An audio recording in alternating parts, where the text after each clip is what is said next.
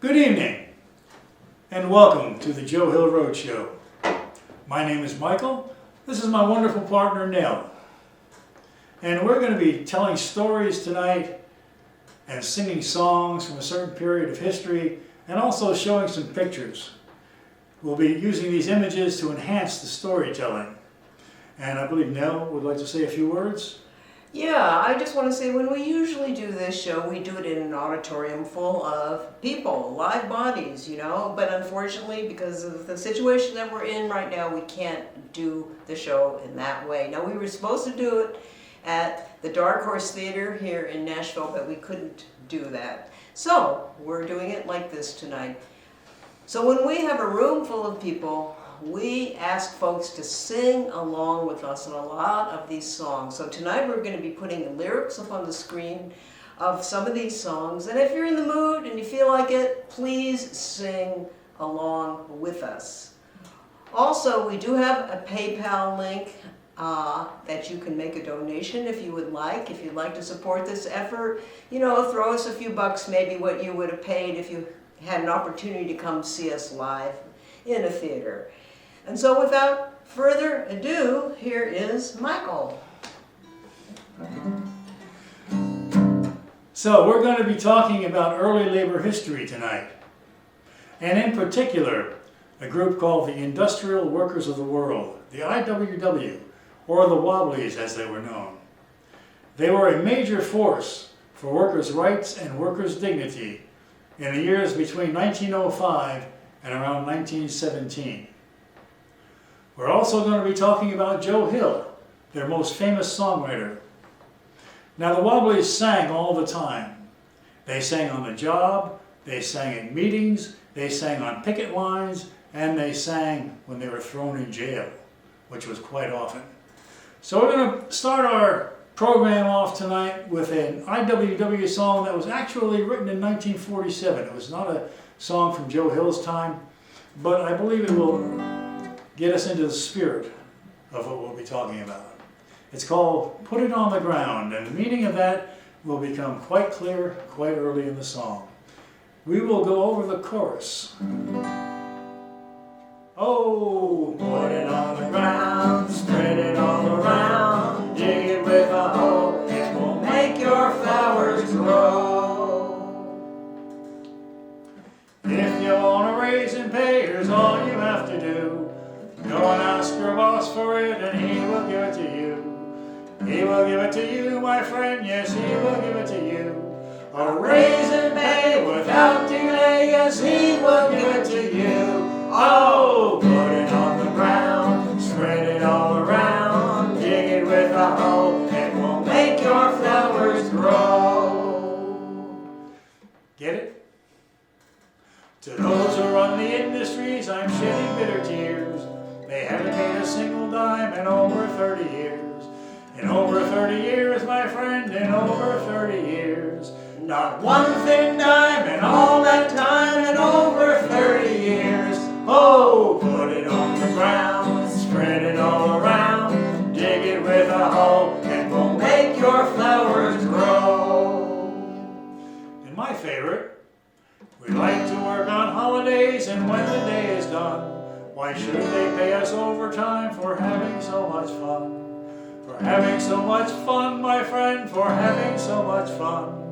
Pay overtime would be a crime for having so much fun. Oh, put it on the ground, spread it all around, dig it with a hoe, it will make your flowers grow. Okay. So, who was Joe Hill anyway? He's probably best known because of the song I Dreamed I Saw Joe Hill Last Night, which was sung by Joan Baez at the Woodstock Festival in 1969. Now, some people think Joe Hill is a mythological character like Paul Bunyan, but he's not. He was a real guy. He was a Swedish immigrant who migrated to this country in 1902. He was a manual laborer with a flair for writing music and lyrics, and he wrote many classic wobbly songs, some of which we're going to be singing for you tonight. Now, he is considered the precursor of Woody Guthrie, Bob Dylan, Rage Against the Machine, Annie DeFranco, Billy Bragg, Bruce Springsteen, all those people who sing songs of social significance. Now, folk singer John McCutcheon says, Joe Hill's songs are a 100-year-old version of what is happening today. Joe Hill was killed in 1915, and we're going to go into a lot more information about that. In 2015, on the 100th anniversary of his death, there were 40 concerts that were held all over the country celebrating his life and his legacy. We organized the show here in Nashville and also played at the show in Knoxville, and frankly, that's how we got into doing this show. So the Wobblies wanted to see radical change in the capitalist system through industrial unionism. In contrast to the IWW, the AFL, the American Federation of Labor, was organizing separate craft unions, which gave management room to play one union off against the other in negotiations. The IWW's idea was to organize all the workers in an industry, such as the steel industry, into one union, so that when one group went on strike, all the other groups would strike in solidarity. The general strike, where workers across all industries walked off their jobs together, was another wobbly tactic. A popular wobbly slogan was, "An injury to one is an injury to all." This is a photo that was taken in Winnipeg at the 1919 general strike, and that's a man by the name of Roger Bray, one of the leaders of the strike, addressing a quite large crowd in Victoria Park. In fact, 30,000 people walked off their jobs in Winnipeg, public and private employees. It was the largest strike in Canadian history. And it was organized partially by a group called the One Big Union, OBU, and they were affiliates of the Industrial Workers of the World. And we had the pleasure of being invited to Winnipeg in 2019 to play 2 Joe Hill shows in celebration of this historic 1919 general strike. So in order to maximize the power and self-determination of working people, the IWW wanted to organize all the workers of the world into one big union. Joe Hill wrote a song about it. He called it "What We Want."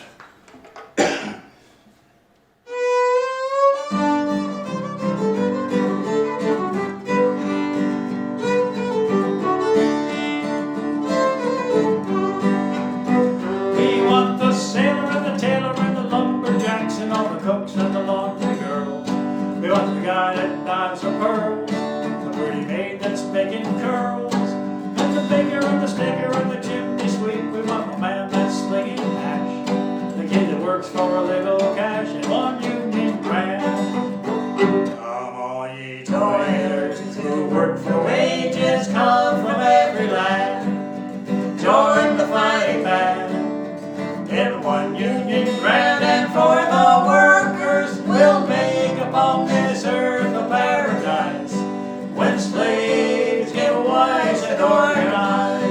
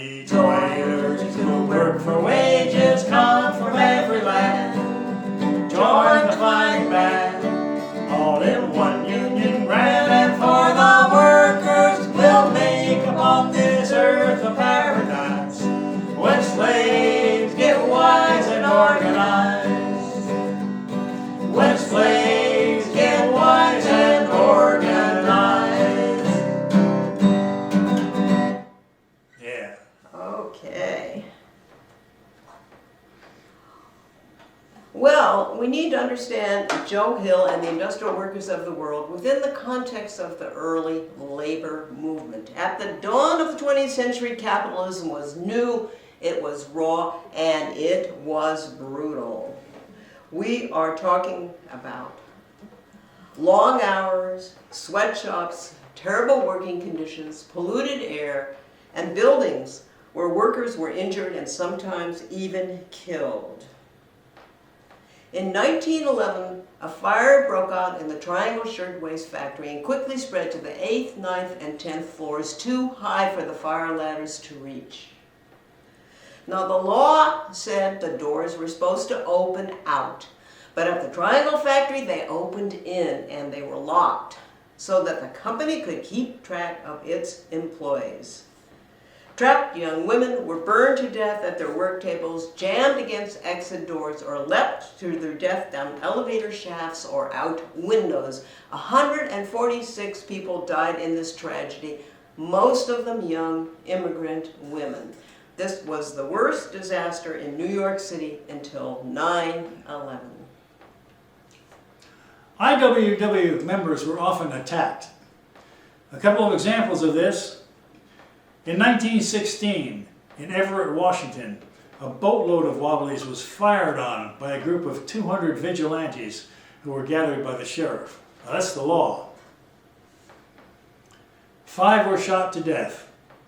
31 were wounded, and it was a sea of blood with bodies floating. Terrible, terrible scene. Another example, in 1917, in Butte, Montana, fearless organizer Frank Little was dragged from his house, tortured, and hanged. His body was left dangling from a railroad trestle, and no one was ever charged with his murder. A woodblock poster that came out after Frank's death read, "No war but class war, slain by capitalist interests for organizing and inspiring his fellow workers." Now, the early 20th century was the era of the infamous robber barons. The wealth of men like John D. Rockefeller and J.P. Morgan was built on the backs of men and women who worked in grueling and often unsafe conditions for poverty wages. Now, this is a satirical cartoon who showed up in 1883. Now, this is prior to the Industrial Workers of the World time. And in fact, this is the era of a group called the Knights of Labor, who were precursors to the IWW.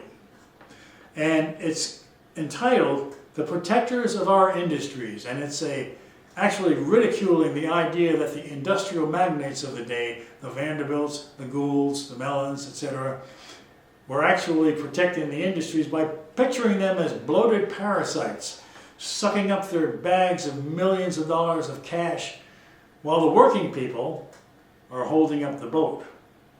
And they're working for $12 a week, $9 a week, $7 a week.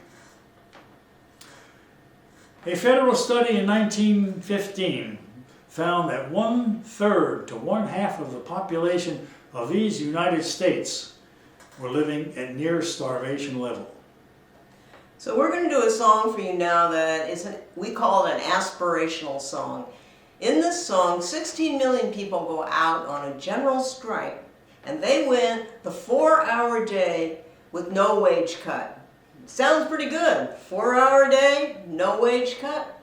Well, why did they want that? They wanted that because that way there would be no unemployment. Everyone would be put to work. And in the last verse of the song, things get even better because the workers have seized the factories and they own the means of production. So we invite you to sing along with us on this song. This is a Joe Hill song, and it's called "It's a Long Way Down to the Soup Line." Let's go over the chorus, Michael. All right. It's a long way down to the soup line. It's a long way to go. It's a long way down to the soup line, and the soup is thin, I know. It's goodbye to good old pork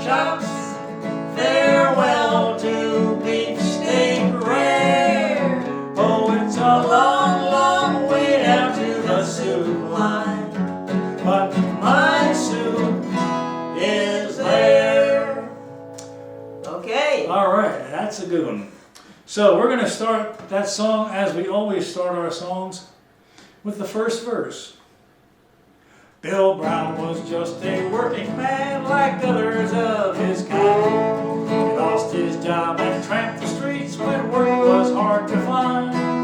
The landlord put him on the step, the bankers kept his dough. And Bill heard everybody sing no matter where he'd go. It's a long way down to the soup line. It's a long way to go. It's a long way down to the soup line, and the soup is thin, I know. It's goodbye to good old pork chops, farewell to beefsteak rare. Oh, it's a long, long way down to the soup line, but my soup is there. So Bill and 16 million more responded to the call to force the hours of labor down and must make jobs for all. They picketed the industries and won the 4-hour day and organized a general strike so folks won't have to say it's a long way down to the soup line. It's a long way to go. It's a long way down to the soup line, and the soup is thin, I know. It's goodbye to good old pork chops, farewell to beefsteak rare. Oh, it's a long, long way down to the soup line, but my soup is there. Fiddle!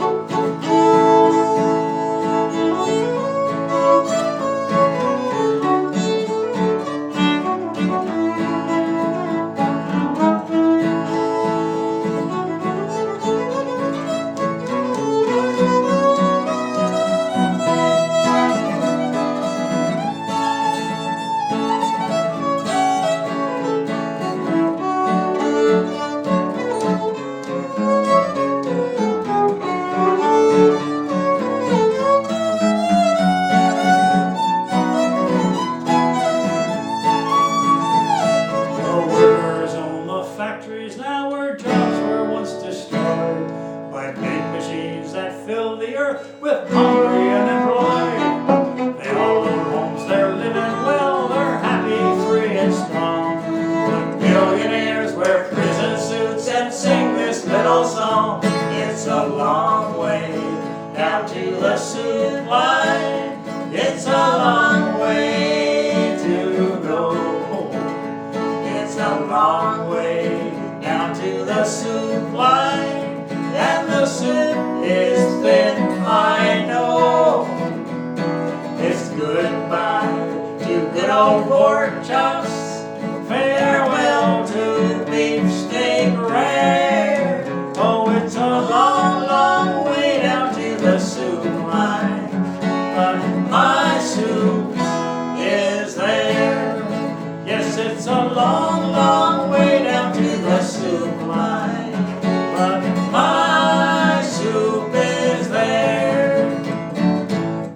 Okay, all right, that's always a fun song. That's a good one. That's a good one for us to sing.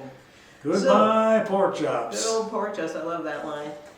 So, the beginning of the 20th century saw a dramatic increase in the number of immigrants coming to this country. So they had an immigration issue back then, just like we do now. In the first decade of the century, 9 million people came to this United States, all of them looking for a better life in the so-called Promised Land. Now, many of these immigrants worked at the toughest and lowest paying jobs. Unions were growing during this time, but 80% of union members belonged to the American Federation of Labor, the AFL. Now, the AFL wanted to improve conditions for some workers, but it left out most workers. At this point in its history, the AFL was almost all male, almost all white, and almost all skilled workers. Women were growing in the workforce at this point, but only 1% of women belonged to a union, and black workers, who in 1910 made 1/3 the wages of white workers, were excluded from most AFL unions. In the meantime, the industrial workers of the world welcomed all workers. The terrible conditions of labor and the exclusivity in union organizing led to the formation of the Industrial Workers of the World in Chicago in June of 1905. Its purpose was, and I quote, "the emancipation of the working class from the slave bondage of capitalism." Woo! Whoa, How's that for a goal? that's a goal for you. So the Wobblies, common laboring people, united in their militant response to the horrible conditions of most workers. They taught the gospel of social revolution and nonviolent resistance. They wanted a workers' democracy. The IWW concentrated on organizing workers that the AFL considered unorganizable or undesirable. Immigrants, the unskilled, people of color, and migratory workers. As Big Bill Haywood put it at the founding convention, "We're going down into the gutter to get at the mass of workers and bring them up to a decent plane of living." Now here's a Big Bill Haywood quote that we love, and it says, "If one man has a dollar he didn't work for, some other man worked for a dollar he didn't get." And here is another wobbly poster that we're real fond of too, that's still relevant today. It says, "Migrants aren't pushing down wages, it's your boss." And we all know who we're talking about, don't we? We sure do. So, in 1912, Joe Hill went to the Fraser River Valley where 8,000 railroad workers were on strike on the Canadian Northern Railway. They went on strike because of low wages, long hours, bad food, dangerous conditions on the job sites, and crowded three-tier bunks where they had to live that had no windows, dirt floors, and no toilets.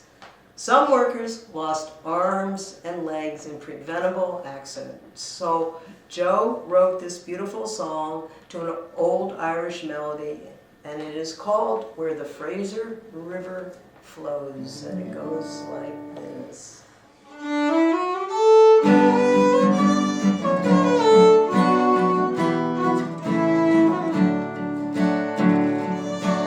Fellow workers, pay attention to what I'm going to mention, for it is the clear contention of the workers of the world. We should all be steady, true-hearted, brave, and ready to rally round our standard when the Union flag's unfurled. Where the Fraser River flows, every fellow worker knows they have bullied and oppressed us, but still our Union grows. And we're going to find a way, boys, shorter hours and better pay, boys. We're going to win the day, boys, where the Fraser River flows.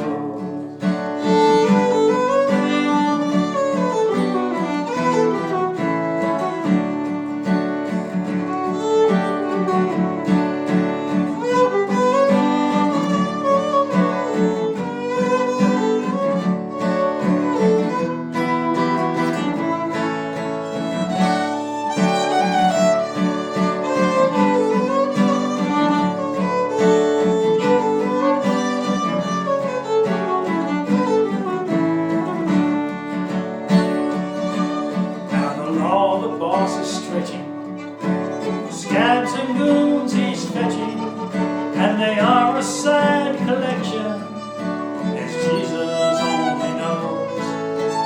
Why their mothers reared them, why the devil spared them, these are questions I can't answer. Where the Fraser River flows, where the Fraser River flows, every fellow worker knows they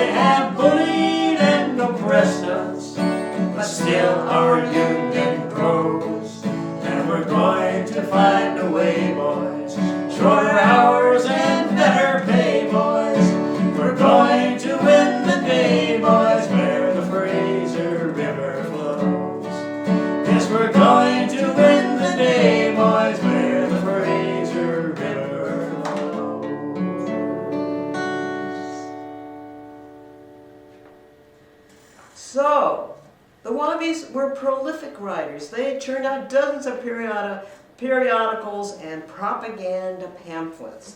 However, it was their songs of hope, unity, and humor, spun out of frustration at life's injustices, that resonated with the masses. As Joe Hill said in a letter from jail, "A pamphlet, no matter how good, is read only once, but a song is learned by heart and repeated over and over. I maintain that if a person can take a few cold common sense facts, put them into a song, and dress them up in a cloak of humor to take the dryness off them, he will succeed in reaching a great number of workers who are unwilling to read a pamphlet or an editorial on economic science." So up there on the screen now is the famous wobbly Little Red Songbook. They sold thousands of copies of this songbook for 10 cents. Now Joe Hill, like Woody Guthrie, even Bob Dylan in his early days, wrote many songs to melodies that people were already familiar with. So then when it came time to sing, every wobbly had his little red songbook, and he would pull it out and he would have the lyrics in front of him. So it made it easy for people to sing along on these songs. Now city councils in Spokane, Washington, San Diego, Fresno, California, and other cities passed ordinances banning soapboxers. Okay, this phrase soapbox and soapboxer refers to a practice that went on back in those days way before there was the mass communications that we're familiar with now. And what they would do, they would take a wooden box and set it down on a street corner, for instance, and step up on it to raise their head, to give them a little elevation, and address a crowd. They would gather a crowd around them, and they would speak. They would propagandize, they would recruit, they would preach. And the Wobblies used this method to recruit members to their cause. So, of course, the Wobblies defied these ordinances banning soapboxers. They would go out and soapbox anyway, and then they would get arrested and they would get thrown in jail. And then they would send out a call all across the country for Wobblies to hop a freight train, come to town, soapbox, get arrested, and jam the jails. Mm-hmm. Now here is one of my favorite pictures. It's a picture of a woman soapboxer. I don't think there were very many of them, but there she is, up on the soapbox, all surrounded by men. The San Diego chief of police in 1912 said, "I cannot punish them. Listen to them singing. They are singing all the time, and yelling, and hollering, and telling the jailers to quit work and join the union." Now the Salvation Army was also often down on Skid Row recruiting, and it would use its brass band to try to drown out the wobbly soapboxers. So, as a response and a challenge, Joe Hill wrote his most famous song, "The Preacher and the Slave," using the melody to the old Salvation Army hymn "In the Sweet By and By." He refers to the Salvation Army in this song as the Starvation Army. And this, by the way, is where the term pie in the sky originated. Joe Hill invented it. So we want to invite you to sing along in this song. This is probably Joe Hill's most famous song. I know with our CD, this is the song that gets played the most and is the most requested. Yep. So we're going to do it like this. Everybody's going to sing the first two choruses. The third chorus, Michael and I will sing by ourselves because it has some different lyrics, and then we'll all come back in really big time on the last chorus. Yeah. So, shall we go over the chorus, Michael? Let's do it. Okay. You will eat by and by in that glorious land above the sky. Work and pray, live on hay, live on hay. You'll get pie in the sky when you die. That's a lie. Yeah. All right. Chorus. Here we go.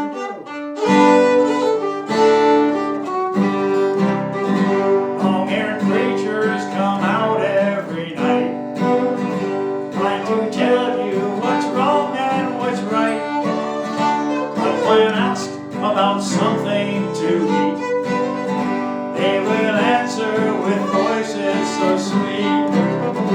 You will eat by and by in that glorious land above the sky. Work and pray, live on hay. Live on hay, You'll get by in the sky when you die. That's a lie. Oh, the Starvation Army, they play. They sing and they clap and they pray till they get all your coin on the drum. And they'll tell you that you're on the bump. You will eat by and by in that glorious land above the sky. Work and pray, live on hay. live on hay. You'll get high in the sky when you die. That's a lie.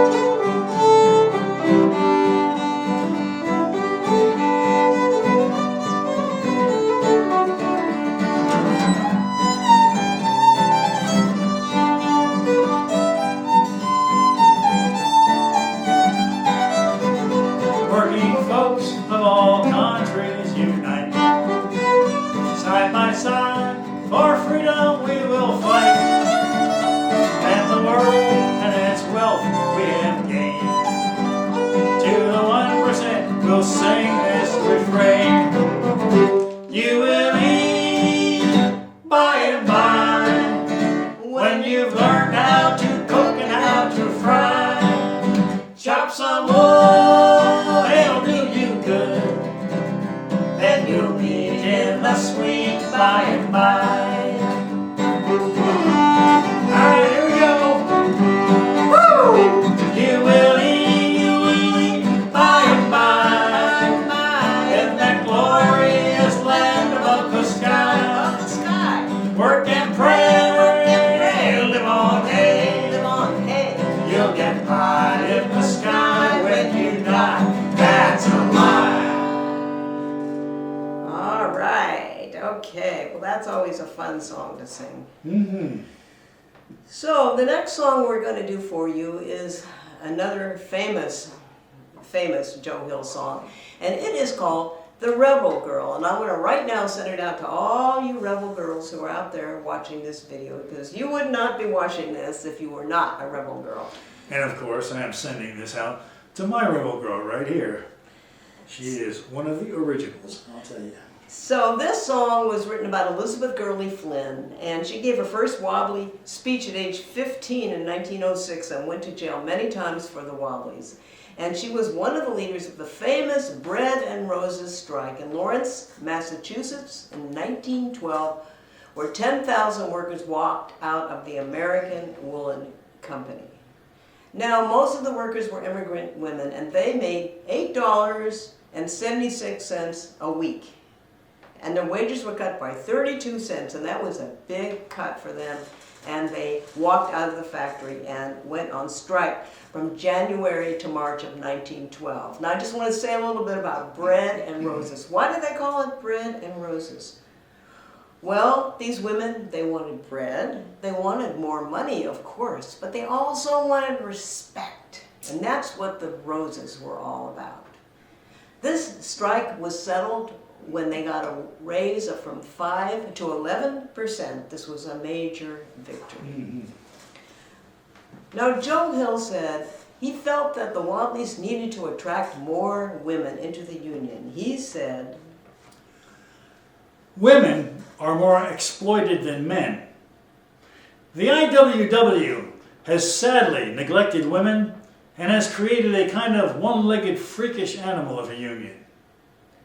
he felt that female organizers like Elizabeth Gurley Flynn should focus exclusively on trying to attract more women into the union. Mm-hmm. So here we go with The Rebel Girl.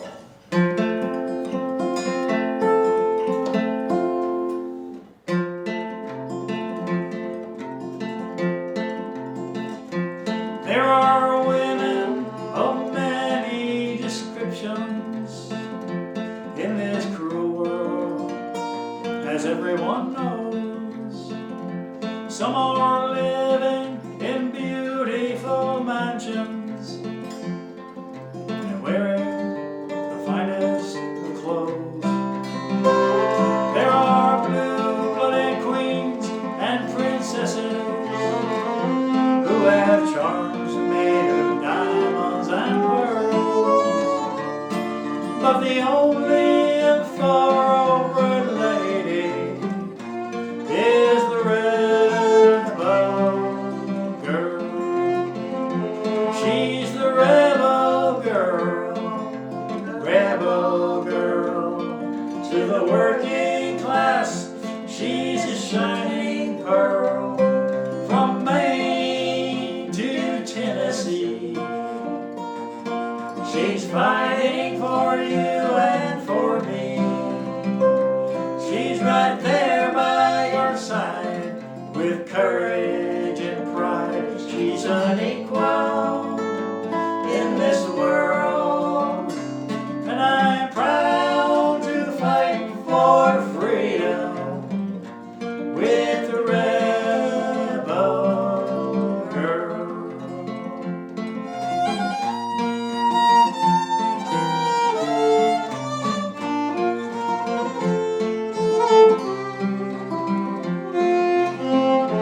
Yes, her hands may be hardened by labor, and her dress may not be so fine, but the heart in her bosom is beating.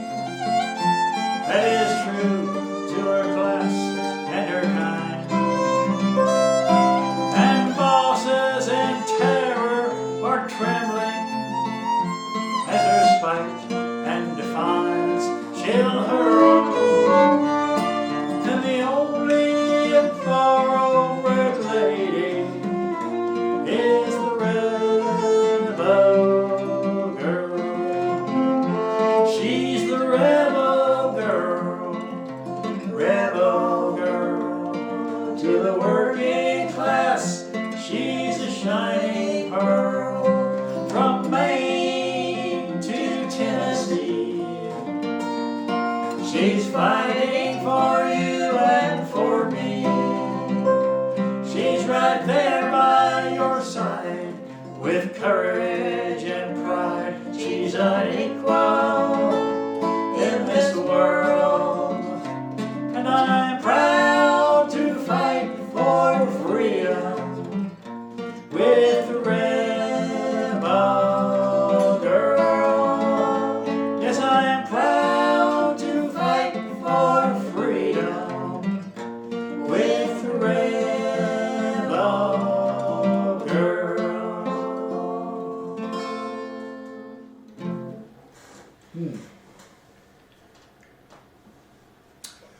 In January of 1914, Joe Hill was falsely accused of murdering 2 men in a Salt Lake City grocery store. He was put on trial using the flimsiest evidence, while evidence that clearly pointed to his innocence was ignored by the court. On June 27th, Joe Hill was convicted of first-degree murder, and on July 8th, he was sentenced to death. He was given a choice, hanging or shooting. And Joe said, "I'll take shooting. I've been shot a few times, so I guess I can stand it again." In a display of dark humor, Joe Hill's last telegram to Big Bill Haywood on November 18th, 1915 read, "It is 100 miles from here to Wyoming. Could you arrange to have my body hauled to the state line to be buried? Don't want to be found dead in Utah." Joe Hill was 36 years old when his execution took place in the early morning hours of November 19th, 1915 in Salt Lake City. Despite appeals and objections from the Swedish ambassador, Helen Keller, AFL President Samuel Gompers, and President Woodrow Wilson, among others. So the industrialists and their sympathizers in government managed to silence one of the most effective and visible voices of the IWW. So up there on the screen is the Salt Lake City newspaper, the Herald Republican, the morning that Joe Hill was killed. The headline reads, "Governor turns deaf ear to Wilson's appeal. Hillstrom to be shot to death this morning." There is little doubt today that Joe Hill was killed because he was a foreigner, he was a well-known activist, and he was a member of the Industrial Workers of the World. The night before he died, he wrote a poem that he called My Last Will. It's a beautiful poem, and the actual manuscript is up there on the screen. We are going to sing those words to you right now, and this music was written by John McCutcheon. So this is Joe Hill's Last Will.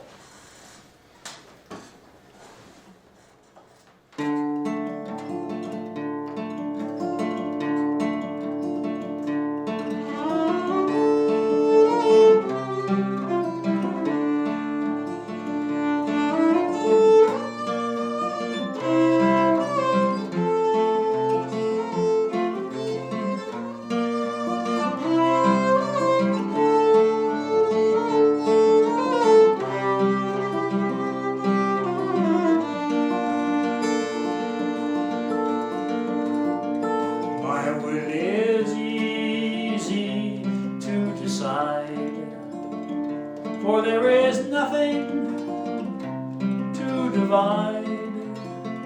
My kin don't need to fuss and moan. Moss does not cling to a rolling stone. My body, if I could choose, I would to ashes it reduce. Then let the merry breezes blow my dust to where some flowers grow.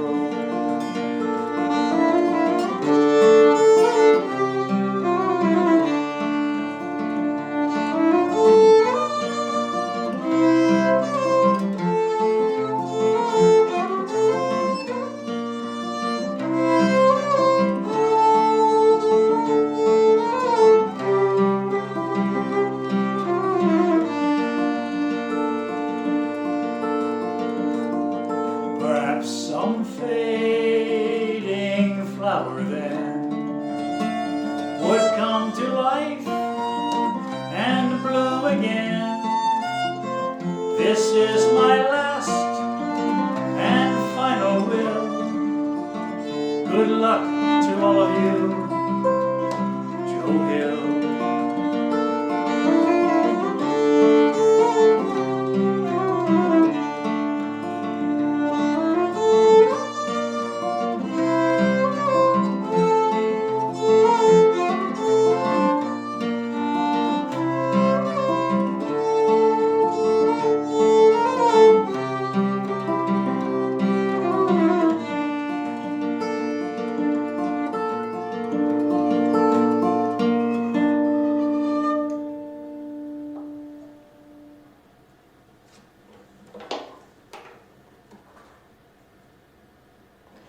So 30,000 people attended Joe Hill's funeral on November the 25th, 1915. It was one of the largest funerals ever held in the city of Chicago.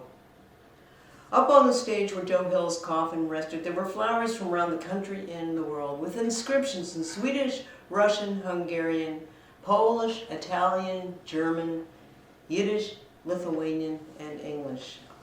Up on the stage was a huge banner that read, "In Memoriam, Joe Hill, we never forget, murdered by the authorities of the state of Utah, November the 19th, 1915.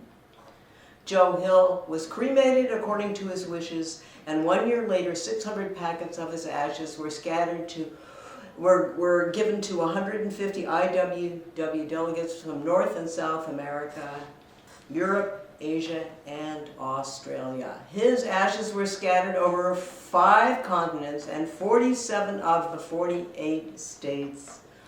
All except Utah. This is an illustration that showed up in an Australian IWW publication. And across the top of the picture is a Joe Hill verse which reads, "Workers of the world, awaken. Rise in all your splendid might. Take the wealth that you are making. It belongs to you by right." And the illustration is a drawing of the ghost of Joe Hill addressing the capitalists and the government agencies that had him killed. And it reads, a quote by the ghost of Joe Hill, "The murder of my body avails you nothing. You cannot murder ideas." By summer of 1917, the United States had entered into World War I, where 10 million would die on the battlefield and another 20 million would die of hunger and disease related to the war. That's a total of 30 million people dead from World War I. And to put that into perspective, that is approximately the present-day population of Tennessee, Alabama, Georgia, and North Carolina combined. And another parallel to what is going on today was the 1918 pandemic. And this picture on the screen looks like it's an airplane hangar that has been converted into a makeshift hospital for soldiers at Fort Riley, Kansas.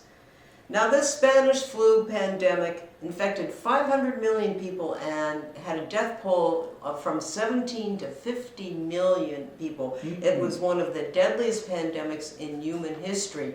And unlike what's going on today, it hit younger people more than older people, and it was undoubtedly picked up and carried by soldiers who were in the trenches together in World War I and then went back to their respective countries and spread this pandemic.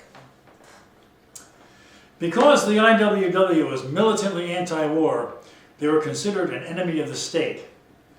In 1917, laws in various states criminalized the union, declaring that their strike activities were detrimental to wartime production.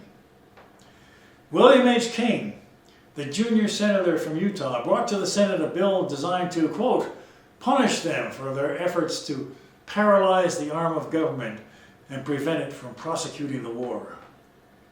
President Wilson authorized the War Department to use federal troops as strikebreakers and urged the Justice Department to prosecute the Union as quickly as possible. And there's an illustration of one of the tactics that they used. The goal, largely achieved, was to put the Union out of business. However, the memory of the IWW lives on. Its heyday really was only 12 years from 1905 to 1917. However, it planted seeds and created tactics that have been used in many struggles for civil and economic rights. In particular, the civil rights movement filled up jails with people who were protesting, and then they sang all the time, just like the Wobblies did. The CIO, the Congress of Industrial Organizations, like the Wobblies, used industry-wide organizing, rank-and-file activism, and direct action, strikes, enabling mass production workers to conquer large industries such as the automobile industry. The United Auto Workers in 1936 used a wobbly tactic, namely the sit-down strike.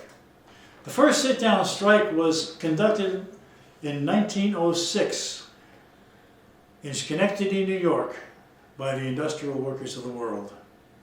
And this is one of my favorite pictures because it's a sit-down strike orchestra with its banjo, its fiddle, and its guitar playing music on the factory floor. And here's another sit-down strike that is not as well known, but it's one of my favorites. This was the Woolworth sit-down strike by the women who worked there in Detroit in 1937, and they were on strike to get the 40-hour week. Now, the IWW was very advanced when it came to women's rights and black rights. They were anti-authoritarian. They were not a hierarchical union. They were the most creative union ever. They personified art and activism. They had many poets, cartoonists, journalists, and songwriters. Now, Dr. Larry Isaacs, who's the chair of the sociology department at Vanderbilt University, has this to say: contemporary movements can learn a good deal about mobilizing, organizing, and inspiring by studying the art forms that the Wobblies produced. I Dreamed I Saw Joe Hill was written as a poem in 1930 by Alfred Hayes and turned into a song in 1936 by Earl Robinson. It has been sung and recorded by Paul Robeson, Pete Seeger, Bruce Springsteen. Nell and I have got a version out on our Joe Hill Roadshow CD, and of course, most famously, as Nell mentioned before, Joan Baez sang this song at the Woodstock Festival in 1969. So we are going to go on and play our version of the song, and the chorus is up on the screen. We invite you to sing along on it. It comes once in the beginning, once in the middle, and twice at the end, and we're just going to get right into it.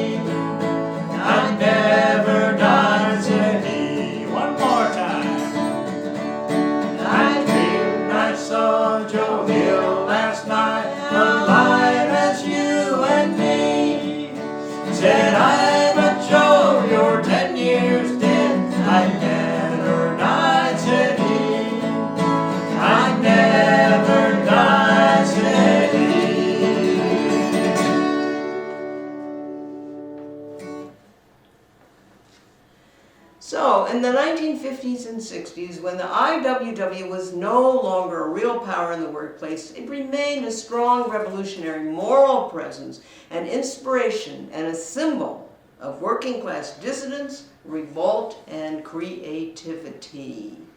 Every movement motivated by the desire for freedom Equality and radical social change is a direct descendant of the industrial workers of the world. And they're up there on the screen is a famous quote from the Vietnam War era by Muhammad Ali when he refused to go fight in that war. Mm-hmm. Now this is a woodblock poster that came out after Joe Hill was killed. And it contains a Joe Hill verse which reads, "If workers take a notion, they can stop all speeding trains. Every ship upon the ocean, they can tie with mighty chains. Every wheel in the creation, every mine and every mill, fleets and armies of the nation will, at their command, stand still." And Joe Hill famously said before he was killed, "Don't mourn, organize." Okay. Ralph Chaplin was an IWW journalist, poet, and songwriter. He wrote a song which has been called the anthem of the American labor movement, Solidarity Forever. And we're going to end our program with a version of Solidarity Forever. We will do 3 verses and 3 choruses and repeat the chorus at the end. And Nell would like to say a few words about this. Yes, typically when we do this song, we do it in an auditorium full of people. And so we do it the way that is traditionally done in the labor movement, which is we ask everybody to stand up, hold hands, and sing Solidarity. And obviously we can't do that tonight. So we're going to ask you to sing along with us, and we'll do a virtual handhold as we sing this song. Now, we're going to put the verses up there on the screen. Please join us in the verses. They're really powerful. And let us go ahead and start out with the verses. So they go like this. When the union's inspiration through the workers' blood shall run, there can be no power greater anywhere beneath the sun. What force on earth is weaker than the feeble strength of one? But the union makes us strong. Solidarity forever. Solidarity forever. Solidarity forever. For the union makes us strong. They have taken untold millions that they never toiled to earn. But without our brain and muscle, not a single wheel can turn. We can break their hardy power, gain our freedom when we learn that the union makes us strong. Solidarity forever. Solidarity forever. Solidarity forever. For the union makes us strong. In our hands is placed a power greater than their hoarded gold, greater than the might of armies multiplied 1,000-fold. We can bring to earth a new world from the ashes of the old, for the union makes us strong. Here we go. Solidarity forever. Solidarity forever. Solidarity forever. For the union makes us strong. Solidarity forever. Solidarity forever. Solidarity forever. For the union makes us strong. Yeah. Okay, that was great. That's always a fun song for us to sing. So, up there on the screen is our CD, the Joe Hill Roadshow CD. If you are interested in getting a copy of it, a lot of the songs we sang tonight are on there. Please contact us at our website, which is www.shelbysong.com. And we also want to remind you that we do have a PayPal button listed here, so if you feel like throwing us a few bucks to support this project, we would really appreciate that. And now we want to acknowledge the sponsors of this show, without whom it would not have been possible for us to do this show. So they are The Tennessee Arts Commission, the Metro Nashville Arts Commission, the Dark Horse Theater, at which we were originally scheduled to do this show, and they graciously sponsored us in doing it. Tennessee Alliance for Progress. The Joe Hill Show is part of TAP's Art and Activism Project. Mayworks, a group out of Winnipeg, Canada, which is another labor and arts organization.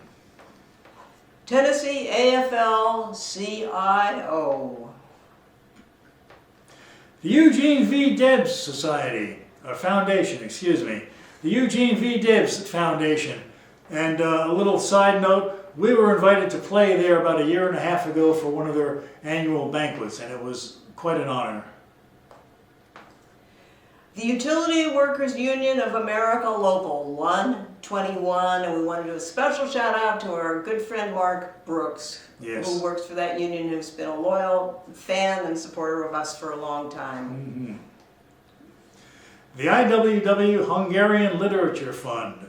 And they are famous for organizing the 100th centenary celebration of Joe Hill's life, and they also put out a terrific labor history calendar, so we recommend that you check them out. Look them up, yes. Yes. IWW Hungarian Literature Fund. So with that, folks, we're going to say good night, and thank you so much for tuning in to us, and we have really enjoyed the opportunity to do this show for you. Absolutely. And I will just end by saying, as Edward R. Murrow used to say to end his newscast, good night and good luck.